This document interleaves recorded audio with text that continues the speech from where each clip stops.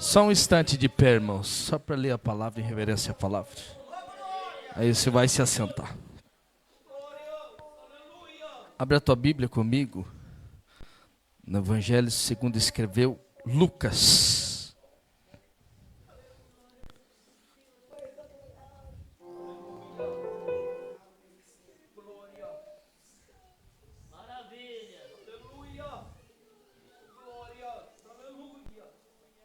Lucas, capítulo de número 8.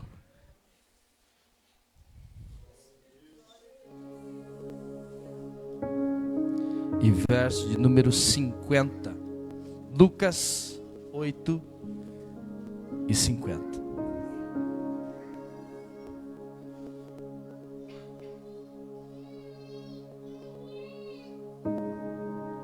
Evangelho segundo escreveu Lucas 8 e 50. Tá ótimo, meu irmão Giovanni, tá ótimo.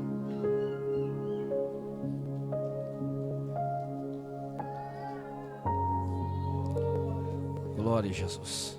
Amém? Diz assim o texto. Lucas capítulo 8 e verso 50. Jesus, porém, ouvindo, respondeu-lhe, dizendo: não temas, crê somente. Eu vou repetir.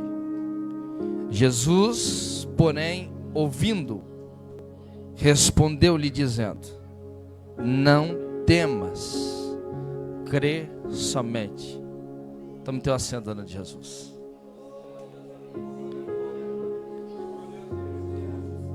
Pai, eu te louvo, eu te engrandeço por esta noite, a qual o Senhor aprova de nós estarmos aqui novamente, a ministrar a tua palavra. Eu quero ministrar o que o Senhor quer que eu ministre, não a minha vontade, Senhor, mas a tua vontade. E sei que o Senhor preparou esta noite, para nós estarmos aqui, Pai, para louvar e engrandecer o teu nome. Usa-me como um vaso nas tuas mãos, Pai. Em nome de Jesus eu oro e te agradeço. Amém.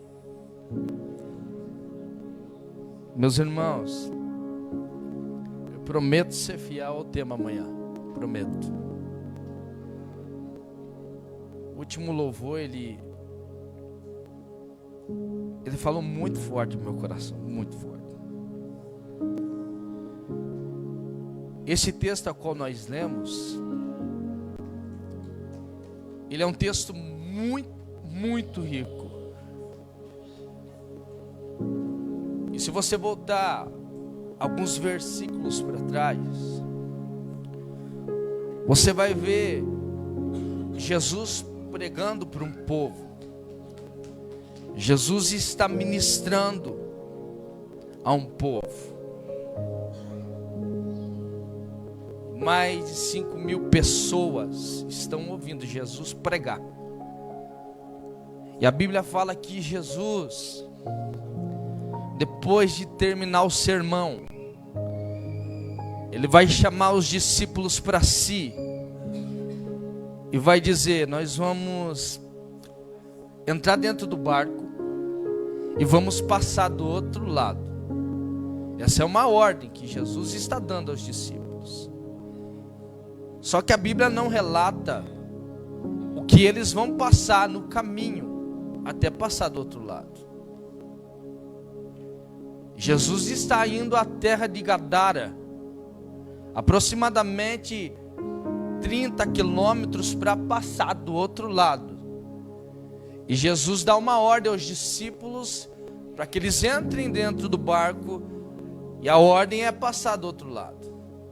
Mas Jesus não vai contar para os discípulos o que vai acontecer no decorrer desta viagem.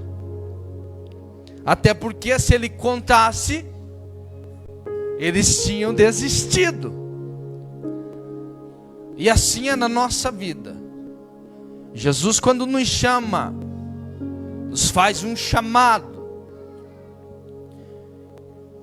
Ele não vai falar o que você vai passar, até você alcançar o que Deus tem para você. E eu vou dizer uma coisa: a única dica que a Bíblia nos dá está no Evangelho de João, capítulo de número 14. Não turbe o vosso coração. Creia em Deus e creia em mim. Ele está dizendo: vai ter momentos em que vai bater o desespero.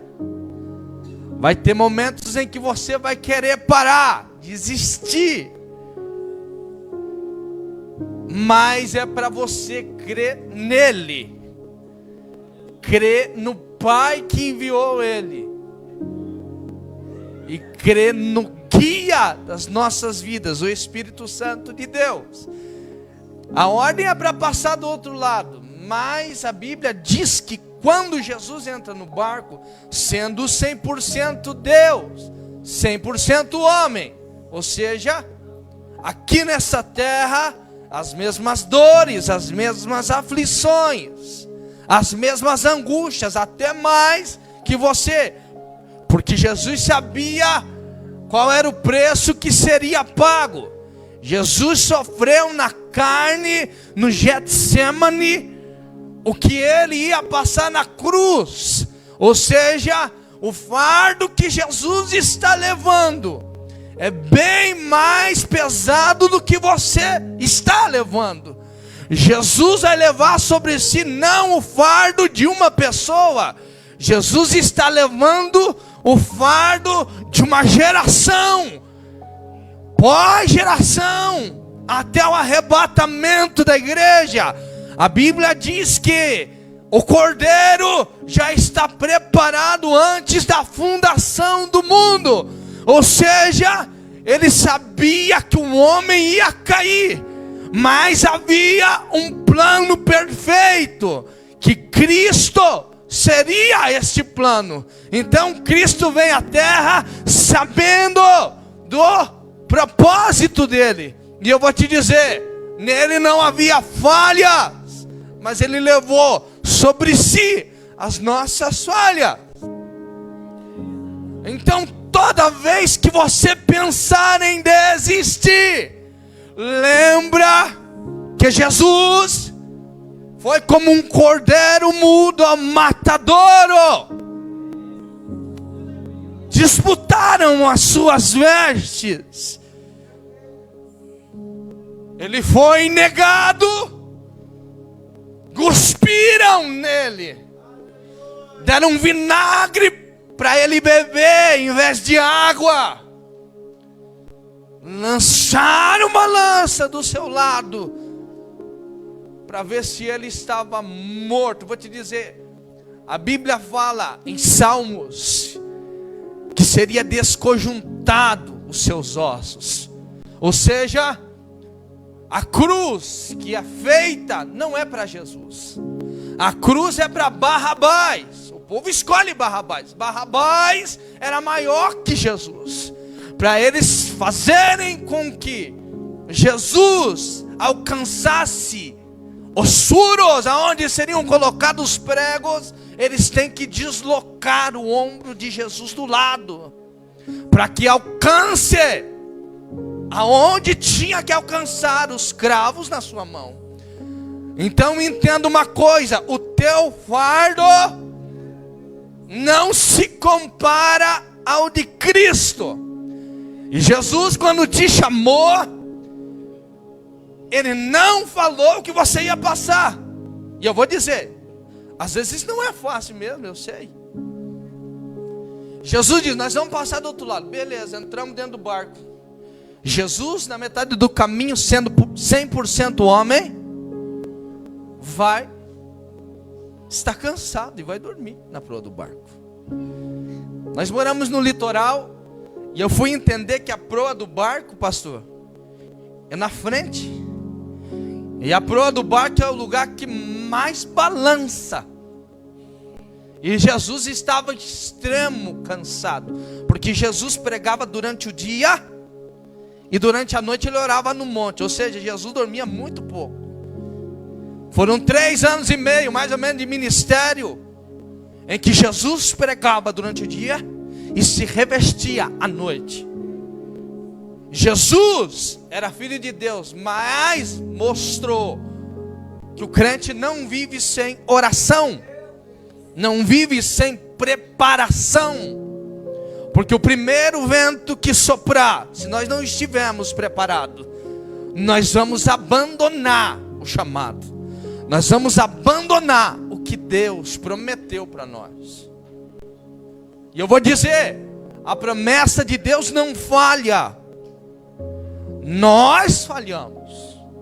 A promessa dele é perfeita. O culpado de ela não ter se cumprido, quem sabe atrasou, foi você quem atrasou ela, porque Deus não falha nas suas promessas. A Bíblia fala que eles entram dentro do barco, Jesus dorme na proa do barco, vem um vento, tempestade. Os discípulos, havia alguns pescadores lá dentro, Tiago, Pedro, João, André, eles entendiam sobre o mar, mas o vento agora é além do que eles já passaram. Tem crente que bate no peito e diz: eu passo de letra as provas, tiro de letra. Eu vou te dizer, você não é um super crente. Eu vejo pelo tempo de pandemia, tinha gente que diz: eu estou preparado, eu passei por tanta prova, tanta luta, estou calejado, o couro está grosso já. Vem a pandemia e você não sabia lidar com ela, porque não tem o crente que possa dizer: eu estou pronto, preparado. Jesus está na proa do barco, o vento sopra, a tempestade vem sobre o barco. E eu vou te dizer, naquele lugar, até Gadara, é uma lagoa, ou seja, não há ondas, não há tempestade. Isso é muito raro. E as tempestades que dão lá são tempestades de areia. E eu vou te dizer, quando os discípulos ficam atemorizados e lembram que Jesus está no barco, eles vão acordar Jesus e dizer: mestre, nós estamos perecendo. A Bíblia fala que Jesus olha para eles e diz: homens de pouca fé, repreende o mar, o vento se acalma, o mar se acalma. E eles vão dizer: quem é esse que o vento e o mar lhe obedecem? Entenda uma coisa, Jesus não repreenderia algo que viesse do Pai. Jesus nunca repreenderia, até porque quando ele está no Getsemane, ele faz uma oração: se for possível, tira de mim esse cálice, mas todavia seja feita a tua vontade. Ou seja, Jesus não repreenderia um vento que fosse vindo do Pai. Então o vento é maligno, o vento é para parar aquele barco, o vento é para acabar com o propósito daquela viagem. Porque Jesus deixou 5.000 homens à beira da praia, esperando ele. Entra dentro do barco, a tempestade bate sobre o barco, ele repreende o mar, o vento, e eles lhe obedecem. Porque Jesus está deixando os holofotes, 4.000, 5.000 homens, fora crianças, fora mulheres, para ir a uma terra aonde há um homem endemoniado que habitava em casa, tempo outrora, que tinha vestimenta, mas por um motivo, por um acaso, o diabo tomou e levou para o deserto, para os sepulcros, tirou as vestimentas, não habitava mais em casa. A Bíblia fala que os soldados daquela cidade prendiam ele em correntes, prendiam ele em grilhões, mas ele arrebentava as prisões, arrebentava as correntes, e um espírito imundo o impelia para dentro de sepulcros. Ou seja, tempo outrora ele tinha vestimenta, tempo outrora ele habitava dentro da casa. Vou trazer para os dias de hoje. templo outrora era servo na mão de Deus, revestido de poder. Templo outrora habitava dentro da casa do Senhor, mas deixou o inimigo pegar uma brecha e o levar para longe da casa, para longe da vestimenta. E eu vou te dizer, agora ele não tem mais força para voltar, ele não tem mais força para se colocar de novo. E os homens com a força física querem fazer com que ele volte, mas não tem jeito. Homem nenhum consegue trazer ele de volta a habitar dentro da sua cidade, da sua casa. Mas a Bíblia vai dizer que Jesus deixa 5.000 homens, porque ele é soberano e sabe, conhece. Entra dentro de um barco, repreende o vento contrário, porque não há vento vindo pelo inimigo que Jesus não possa repreender. Não. Jesus repreende o mar, o vento, eles obedecem. Ele chega na terra de Gadara, dá uma ordem para os discípulos ficarem dentro do barco. Quando ele põe o pé em terra, o gadareno que está dentro de um sepulcro corre em direção a Cristo, se prostra e diz: por que o Senhor veio me atormentar? Isso aqui não é demônios. Por isso que é dividido em duas partes esta conversa. Isso aqui é a alma do gadareno. O gadareno está afligido, está escravizado, ele não tem forças mais.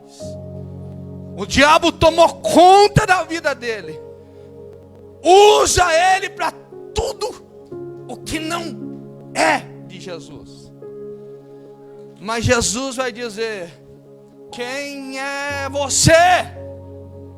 E agora Jesus não está falando com o gadareno, Jesus está falando com aquilo que estava prendendo ele dentro do sepulcro.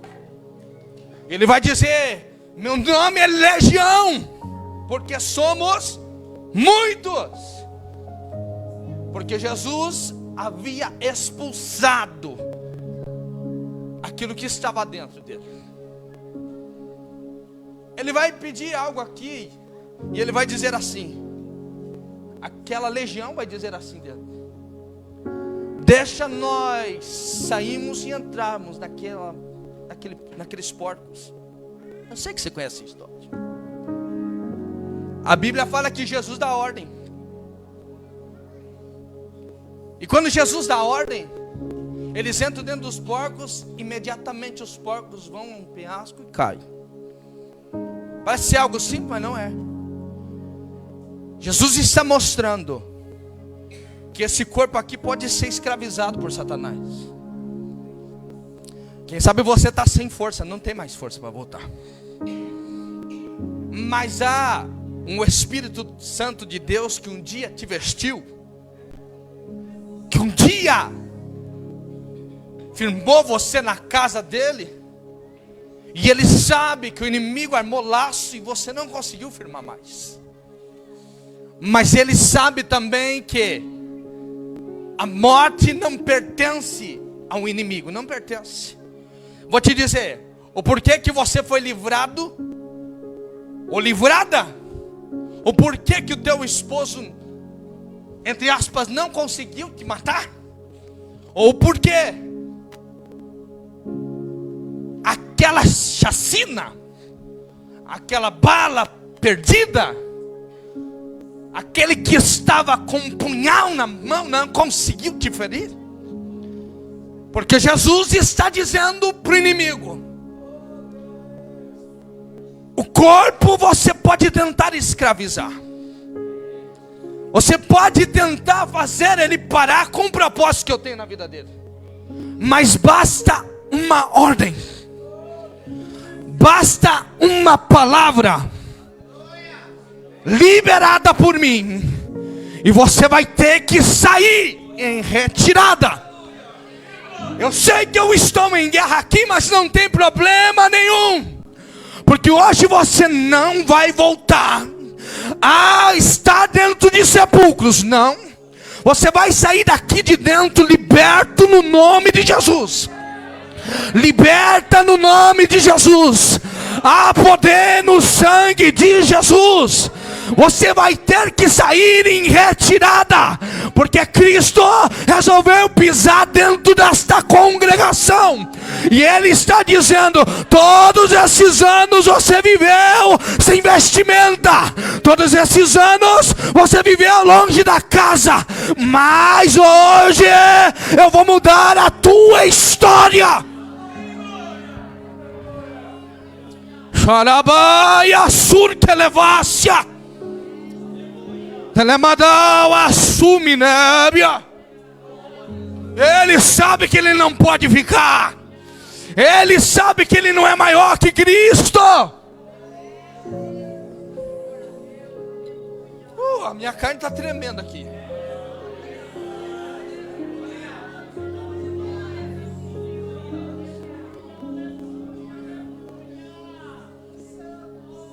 Jesus falou comigo no começo dessa semana e disse: faz um propósito de doido, faz um propósito de louco, porque eu quero fazer algo sobre lá. E eu não aceito você sair escravizado por este espírito imundo, porque senão o Cristo que eu prego aqui é quanto? Mas eu sei o Cristo que me libertou. Eu sei o Cristo que me arrancou do mundo. Quando eu estava caindo dentro de valeta alcoólatra, Ele me alcançou, me deu um banho de misericórdia, me colocou em cima de uma tribuna. Então eu sei que há poder no nome de Jesus para mudar a tua história.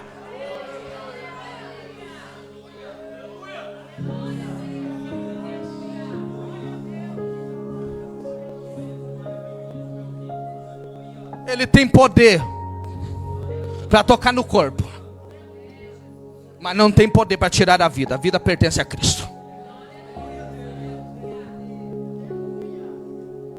Jesus vai dizer: pode ir. E quando aqueles porcos caem, está detalhando um texto tremendo aqui. Está dizendo que esta estrutura é deles, que isso aqui pertence a Cristo. Não é porque você é bom, não. Não é porque você briga bem, não. Pode esquecer. Eu me recordo, pastor, eu trabalhava em Quarto de Pinos com o Irineu Voloche, ele é falecido. Eu vi Pinheiro cair em cima daquele homem, o corpo de Pinheiro cair grosso, irmão. 50, 60 no pé. E o homem era forte. Mas chegou um tempo, e eu estava trabalhando já em outra empresa. De repente eu ouvi dentro do ônibus comentários dizendo: sabia que o Irineu faleceu? E foram me contar a história. O motorneiro tentou avisar ele, o Pinheiro, em vez de ir para frente, voltou para trás. Ele armou uma gritaria. Quando o Irineu viu, estava perto dele, pegou só a copada na cabeça dele de costa. Ele caiu desnucado dentro da estrada. Aí eu fiquei olhando, foi algo tão surreal.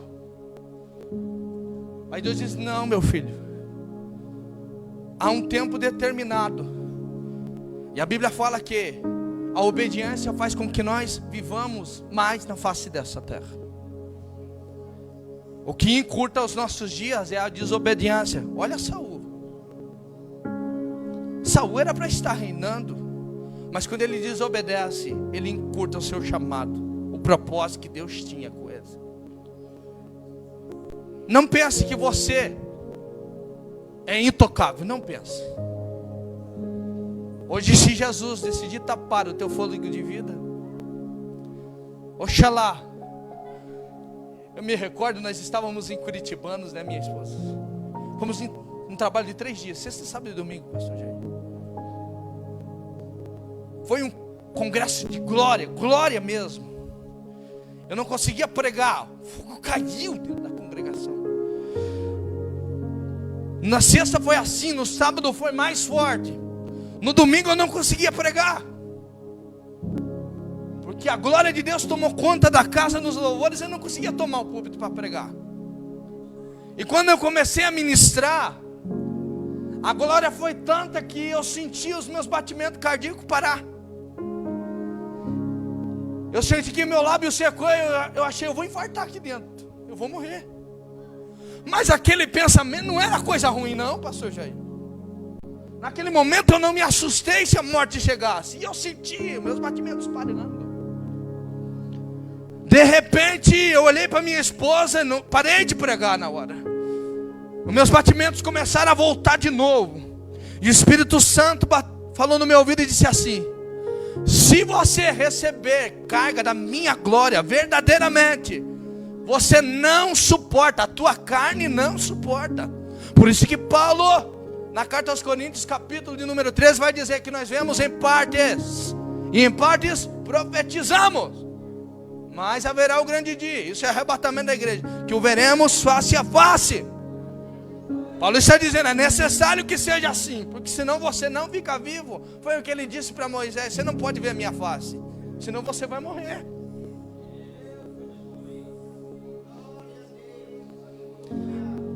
A Bíblia fala que aquele homem é liberto.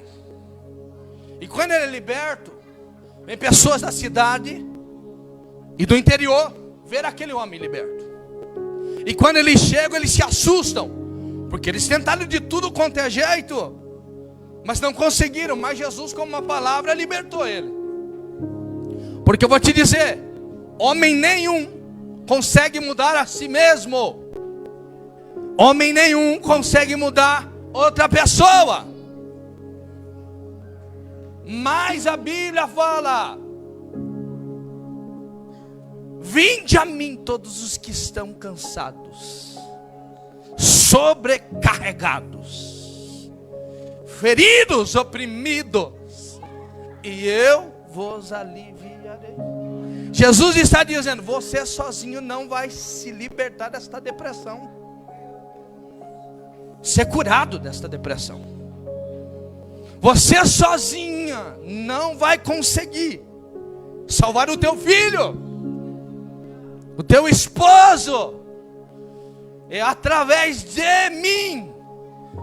Sabe o que Jesus está dizendo?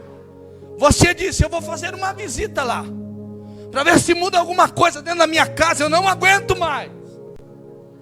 E Jesus está dizendo: sim, eu te trouxe aqui para dizer que sozinha você não vai conseguir mesmo, que sozinho você não vai se libertar mesmo.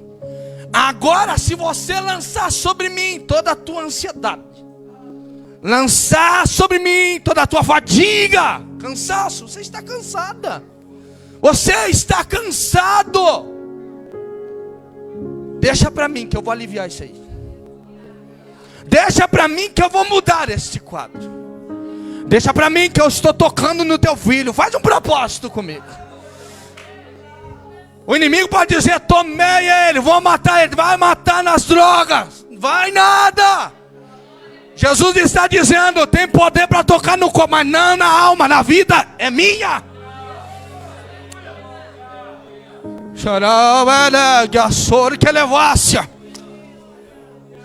Quando eles chegam, eles ficam assustados, porque sozinho, eles, homens, não conseguiram libertar ele. Mas Jesus libertou. E sabe o que aconteceu? O gadareno vai dizer: eu quero ir com o Senhor. Jesus vai dizer: não, você vai voltar para a tua casa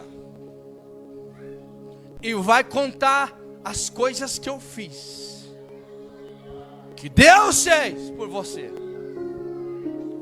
Ou seja, Deus não te livrou da morte, Deus não tapou a tua sepultura para você ser religioso e só vir para os cultos. Não, Deus tapou a tua sepultura, Deus te livrou da morte para você testemunhar na tua casa, na tua rua, para os teus vizinhos, o que Deus fez por você.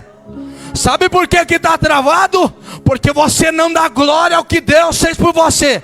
Você pegou e guardou dentro da gaveta e acha que é só vir para o culto e está salva. Deus não te chamou para você ser salva só não. É através de você salvar vidas também. Então abra a tua boca e testemunha o que Deus está falando. Não seja egoísta. O mesmo Cristo que você serve, tem pessoas que estão precisando conhecer também. Jesus entra no barco, passa do outro lado. O que está acontecendo? A Bíblia fala que aqueles 5.000 homens, lembra que eu falei no começo? Preste atenção aqui. Senão o anjo passa, Jesus passa e você perde a bênção, porque saiu do foco do culto. A Bíblia fala que Jesus está voltando e aqueles 5.000 homens estão esperando Jesus com alegria. Estão esperando Jesus com? Você está esperando Jesus com alegria?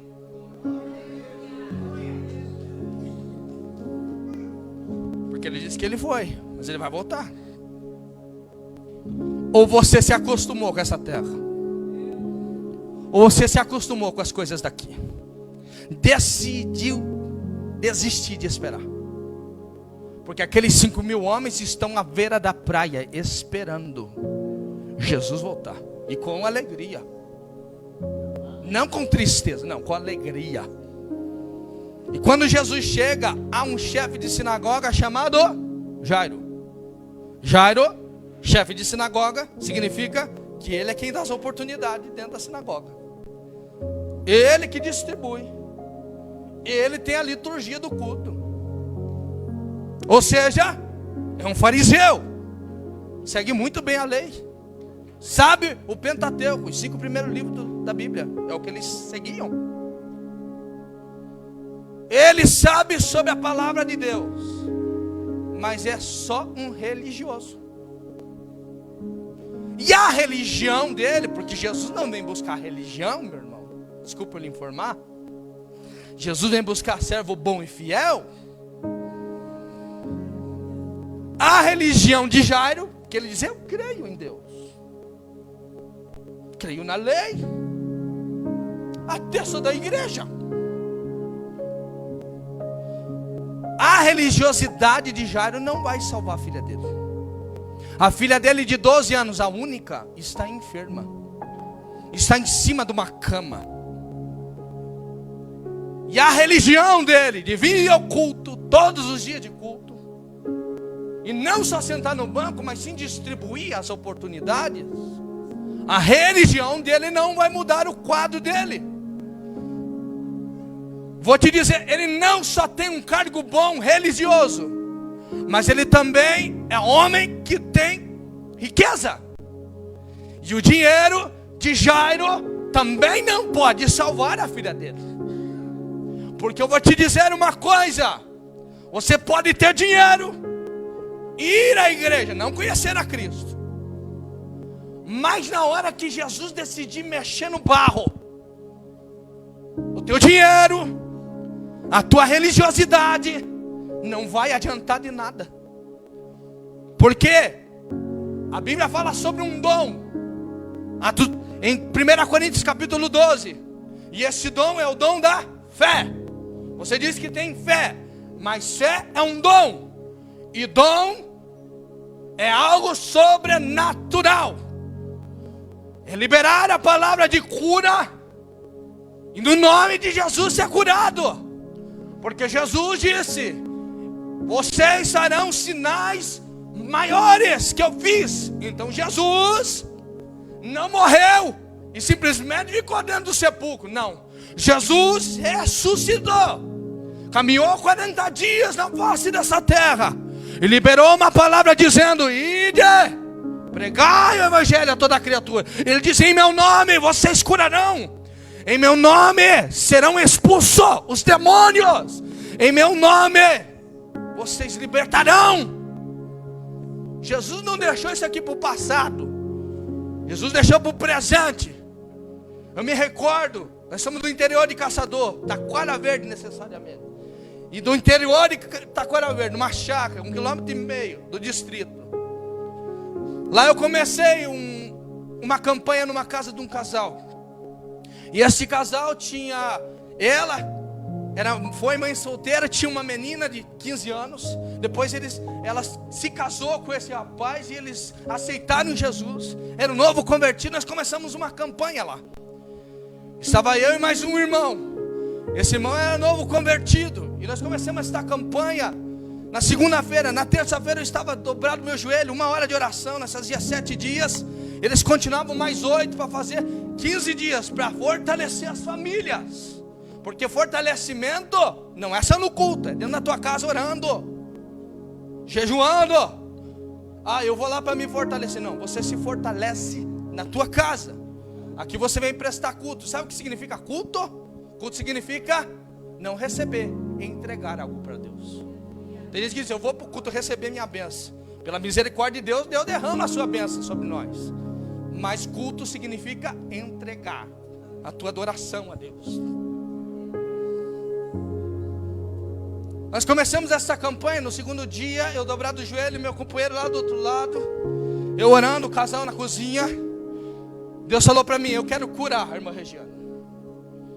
Eu disse, é coisa da minha cabeça. Eu continuei orando. Deus falou comigo, eu quero curar ela. Eu disse, Senhor, mas eu não sei onde é a enfermidade. Deus falou para mim, eu vou mostrar para o teu companheiro de oração. E você vai pôr a mão sobre ela e eu vou curar ela. Nós terminamos 1 hora de oração. Quando o Espírito Santo falou comigo, ele já não orava mais. Ele só chorava. E eu entendi que Deus estava mostrando algo para ele. Quando nós levantamos de 1 hora de oração, eu disse para ele, fala o que Deus te mostrou. É uma enfermidade na irmã e eu preciso orar por ela. Deus vai curar ela. Ele disse, não irmão, eu não entendo isso, eu sou novo convertido. Eu disse, o que Deus te mostrou não é coisa da tua cabeça. Deus falou comigo. Ele disse, eu vi uma enfermidade na irmã. E a irmã me perdoe a forma que eu vou falar, mas é no útero da irmã esta enfermidade. Eu achei que era coisa da minha cabeça. Eu disse, não, Deus vai curar ela. Ela começou a chorar junto com o esposo dela, abraçado. Eu peguei, orei por ela, ela caiu, ministrei oração. Eles se levantaram e Deus falou para mim, diz para ela que agora eu estou entregando algo que eles desejam. Um filho. Eu entreguei na terça-feira. Na quinta-feira ela tinha exame de rotina por causa da enfermidade. O que acontece? Ela não tinha as trompas e tinha uma ferida no seu útero. Ela tratava isso. Vem um obreiro lá em casa, porque sempre vai ter, irmão. Eu não estou fora da mensagem, você vai entender. E disse, irmãos, vocês estão fazendo campanha lá? Eu disse, estamos. Ele disse assim, pois é, o que você entregou é muito forte, irmão. Eu disse, irmão, por quê? Porque a irmã não tem mais as trompas. E ela faz um exame de rotina todo mês. E ela é diabética e tem uma ferida. Tem que cuidar, irmão. Eu disse, irmão, eu sei o Deus que falou comigo. Eu só vou orar. Deu 6 semanas. Eu fiz uma campanha de 7 dias no monte por ela. Eu clamava a Deus e disse, Senhor, o Senhor falou. Deu 6 semanas. Minha esposa estava voltando comigo. Nós tínhamos ido ministrar em Caçador. Ela disse, amor, eu esqueci de contar para você antes de nós ir para o culto. Preciso contar que a irmã Regina mandou uma mensagem. Eu disse, o quê? Ela disse que está grávida. Nós contamos na terça-feira que Deus entregou. Se fechava as 6 semanas. E eu vou te dizer uma coisa. Quando ele com a menina, hoje a menina tem quase a idade da minha, 4 anos. Ele foi testemunhar que eles foram. Fizeram a ultrassom e o médico falou assim, ela se gerou pelo lado esquerdo. Desceu pela trompa esquerda. Ele disse assim, não. Ele disse, sim, eu entendo tudo. Desceu, está do lado esquerdo do útero. Ele disse assim, ela não tem as trompas. Ele olhou o exame, fechou o exame e liberou elas. Eu vou te dizer uma coisa. Essa estrutura foi Deus quem fez. O mesmo poder que Ele tem para curar, Ele tem para trabalhar na tua vida, tratar com você. Deus não trata, irmão. Você vai entender o texto. Quando nós nos tornamos religiosos, pastor Jair, Deus precisa trabalhar na nossa vida. E eu vou te dizer, se Ele tocar no dinheiro, nós não se dobramos. Se Ele tocar em algo físico, nós não nos dobramos. Agora, quando Ele toca na matéria, que foi Ele que fez, Foi ele formou do barro. Vou te provar biblicamente. Jesus está com os discípulos. Há um cego em Siloé. Eles passam pelo cego de nascença. Ele diz: quem pecou? Ele ou os pais dele? Jesus vai dizer: nem ele pecou e nem os pais dele, mas é para que a glória do Filho do Homem se manifeste através dele. E Jesus pega a saliva, pega o pó da terra e faz o barro. Quando ele faz o barro, ele passa nos olhos do cego. E ele diz: agora se lava no tanque de Siloé. Sabe o que Jesus estava dizendo? Hoje eu estou tocando na matéria e estou tirando a imperfeição que havia até o dia de hoje, é de nascença. Mas eu estou tocando sobre a matéria e dizendo: fui eu que fiz esse vaso. E se há imperfeição nele, eu tiro esta imperfeição. Jesus está mostrando: o barro é meu, eu pego o barro da onde eu formei ele e restituo a visão dele. Sabe essa enfermidade que qual você entrou aqui? E você diz: será que Deus pode me curar?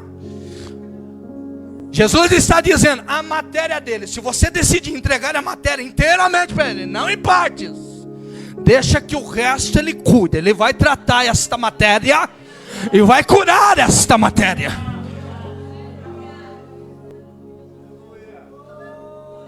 Porque religião não traz cura. Religião.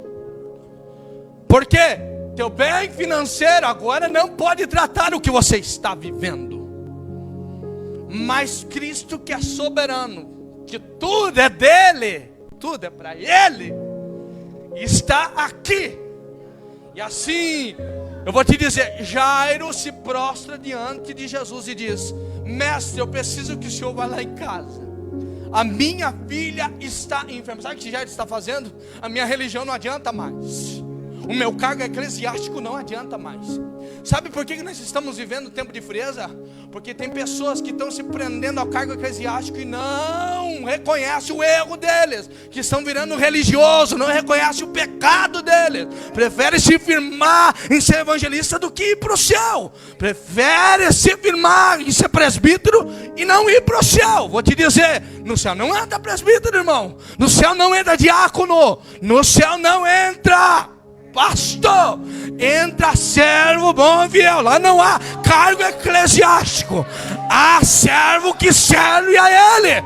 Então se prenda ao teu cargo eclesiástico e perda a salvação. Eu não. Eu me lembro que lá em Paial, graças a Deus não foi assim. Mas já teve lugares que eu era auxiliar. Eu fui levar diaconato ano passado. E os pastores diziam: ó, presbítero irmão Jean vai pregar aqui. Eu tomava o púlpito e dizia assim: ó, irmão, eu recebo o presbitério, mas eu sou auxiliar. Porque eu vou dizer uma coisa: não adianta de nada o cargo se eu não tenho comunhão com Deus. O que vai te levar para o céu é a comunhão com Ele, não a fichinha de presbitério. Eu sei que Deus está falando aqui, mas não me importa, irmão, porque eu tenho que pregar o que Deus mandou pregar. Eu vou te dizer, o teu cargo eclesiástico não te salva, é a tua comunhão com Ele. Você não ora, não adianta o teu cargo eclesiástico. Você não tem comunhão com Ele, não adianta. Jairo olhou para o cargo dele, olhou para o dinheiro dele e disse: não adianta.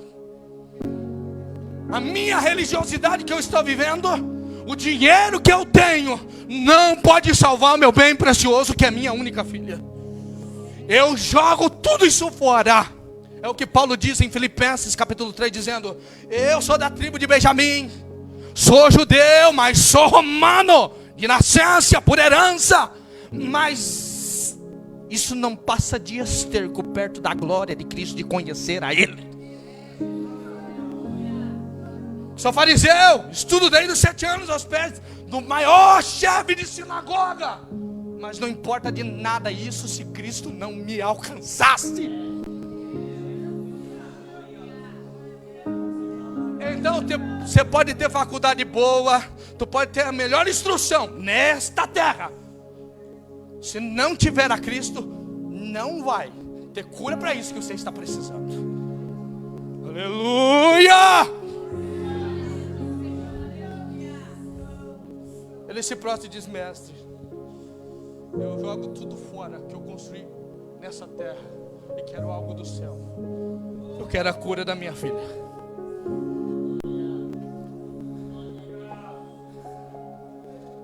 Jesus faz igual o homem faz, né? Porque o homem pega e diz, não, esse daí, ó, só fez tudo errado. Não, vou ajudar. Fez tudo errado, capaz que eu vou pôr a mão, não vou ajudar.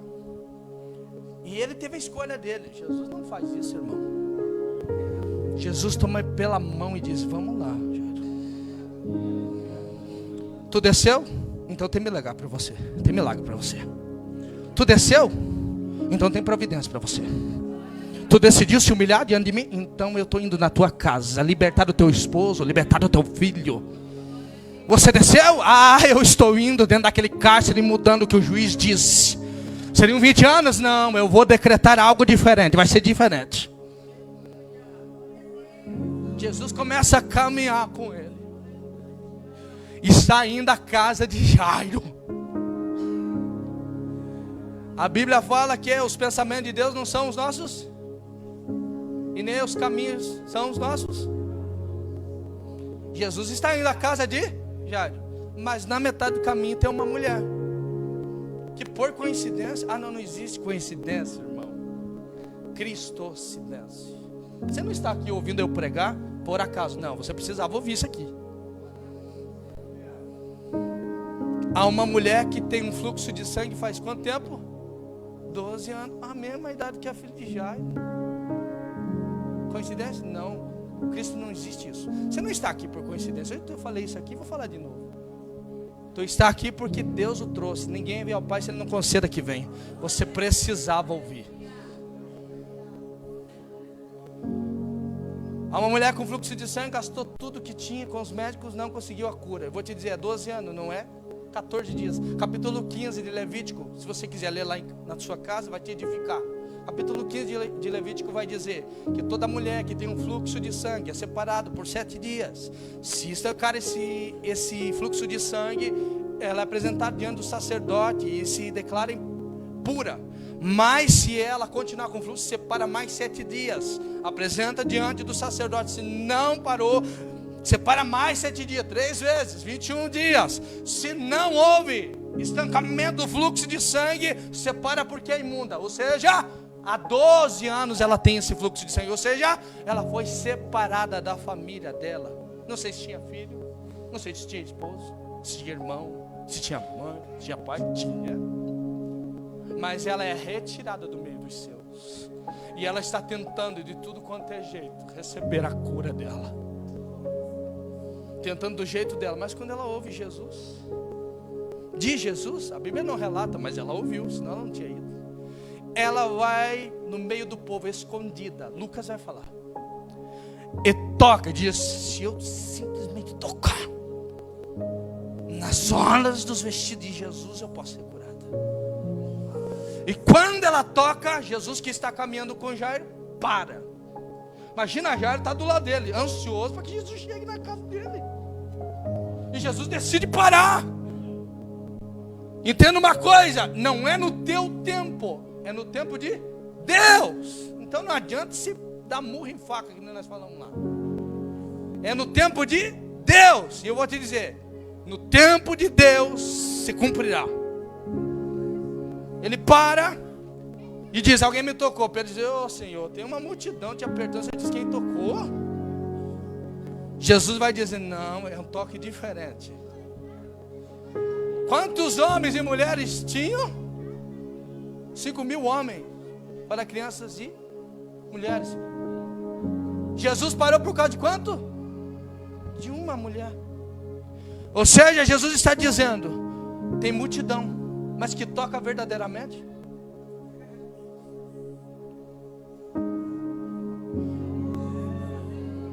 Tem multidão, mas que crê que eu faça?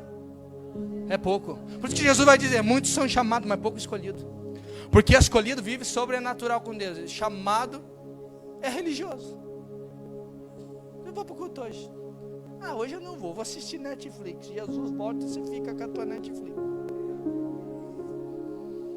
Se eu assistir esse aqui não faz mal, ninguém está olhando. Jesus e tem olho como chama de fogo, está vendo você todo tempo. Ele sabe que você saiu da presença e está levando a vida do jeito que quer. Eu vou te dizer, e Deus está me trazendo aqui esta noite para dizer, você tem que consertar, descer. Se não consertar, vou te dizer, sinto muito. A trombeta soa e você não ouve, eu ouço. Se assim Deus queira, em nome de Jesus. Somos arrebatados e você fica. Porque Jesus vai dizer: estarão 2 no campo, um será levado, outro ficará. E serão 2 na cama, está falando sobre casal. Um vai subir, o outro vai ficar. Então não te preocupa se teu esposo não está servindo. Eu não vou servir a Deus porque meu esposo não quer nada com Deus. Vou te dizer uma coisa: se Jesus voltar hoje, tu sobe. E se você decidir sair e Jesus voltar, tu fica junto com o teu esposo, fica junto com a tua esposa, fica junto com o teu filho, fica junto com o teu amigo, fica junto com tua amiga. A Bíblia diz que Jesus está conversando com a mulher e diz: a tua fé te salvou. Enquanto ele está conversando, vem um mensageiro da casa de Jairo. Sempre tem mensageiro usado por Satanás, irmão. Pode ficar tranquilo, sempre vai ter, nunca vai parar. Esse mensageiro vem e diz: não incomoda mais o mestre, tua filha morreu. Para de incomodar ele. Para que insistir em servir a Deus? Para que continuar orando? Não tem mudança. Para que ir para a igreja? São um bando de doido. Doido por Jesus, graças a Deus. Há 8 anos eu chamava um bando de mentiroso que roubava dinheiro. Hoje eu sou um dos mentirosos que eles dizem. E não faz mal não. Eu vou te dizer, eu podia pregar um mel para você aqui e ia para o inferno, porque eu tenho que pregar o que Deus mandou pregar. Se hoje ele voltar, Ezequiel vai dizer: eu estou livre do teu sangue, porque aquele que prega o que Deus mandou e entrega, será livre do sangue. Mas se você reter e não falar o que Deus manda falar, no arrebatamento tu fica, porque você é requerido o sangue na tua mão, daquela alma.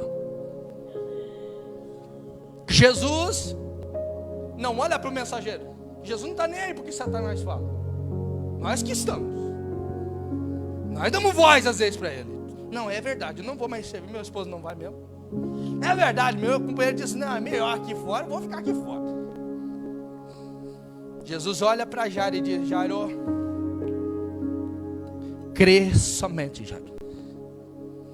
Jesus está dizendo: eu decidi te levantar e dizer que vou na tua casa. E se eu disse, eu não volto atrás, crê somente. O inimigo vai dizer que não tem mais jeito, mas comigo não tem nada impossível. O inimigo vai dizer que não adianta, mas eu estou dizendo: adianta. Eu decidi caminhar com você. Decidi ir aonde você pediu para mim ir com você. Então eu liberei uma palavra que iria, que libertaria, que salvaria, que cumpriria a promessa. Então não dá voz para o inimigo. As circunstâncias não podem dizer o que eu tenho para você. A circunstância está dizendo que está morto, mas eu estou dizendo que vou curar, que vou levantar ela da cama. Eu disse para você que ia te levantar como pregador. Então não olha para o que o inimigo diz. Ah, não olha, olha para o que eu disse. Eu disse que eu vou fazer de você um pregador. Ah, se eu olhasse, irmão, 6 meses de crente, eu tocando meu violãozinho na igreja. Um irmão com 30 anos de crente, tocava 3 notas no violão e não queria aprender. Eu disse: agora misericórdia, o pastor me colocou como líder de banda, só era eu e ele. Tentei ensinar ele, disse: não, toca você do teu jeito, vai do teu jeito, eu toco os meus hinos aqui, tá bom. Eu disse: misericórdia, Senhor, e agora o que eu faço? Faz alguma coisa, Jesus. Jesus tirou ele, 1 mês tirou da congregação. Não queria, queria do jeito dele. Não queria do jeito que Cristo queria. Paulo está falando aos coríntios que há um grupinho que diz que é de Apolo, outro que é de Saulo, outro diz que é de Cefas. Aí Paulo vai dizer: ei, eu não tenho nada a ver com isso. Vocês parem com esse negócio de grupinho aí, porque Jesus não é de...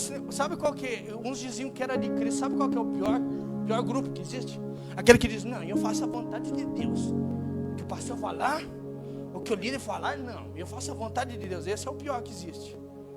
Por quê? Vou ter que falar para você. Hebreus vai dizer que toda autoridade é constituída por Deus. Deus está falando que toda autoridade é constituída por Deus. Se Deus te colocou um pastor na tua frente, ele é autoridade de Deus. Se você se rebeliar contra ele, vai pagar preço. Se colocar um líder diante de você e você se rebelar com ele, vai pagar preço. Porque toda autoridade é constituída por Deus. Eu vou te dizer, mas aquele é uma treva, como é que eu vou obedecer? Eu vou te dizer, Deus endureceu o coração de Faraó para trabalhar no povo dele. Ou seja, Faraó não era ruim, mas Deus usou Faraó para provar o povo dele, porque sabia que ele era irritadinho, sabia que se rebelavam. Vou levar um para trabalhar para ver se ele aceita o moldar ou não. E eu vou te dizer, vai vir outro, vai vir outro, vai vir outro, vai vir outro, até que você seja mudado. Não é para você querer mudança dos outros, é você ser mudado.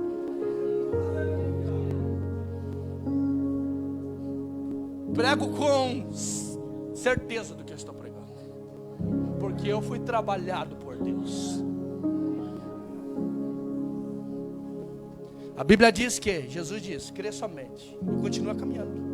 Quando ele chegou lá, há uma choradeira, porque fisicamente a menina está morta, ao olhar humano. Ou seja, não tem mais jeito. Mas diante do olhar de Cristo, tem vida ali.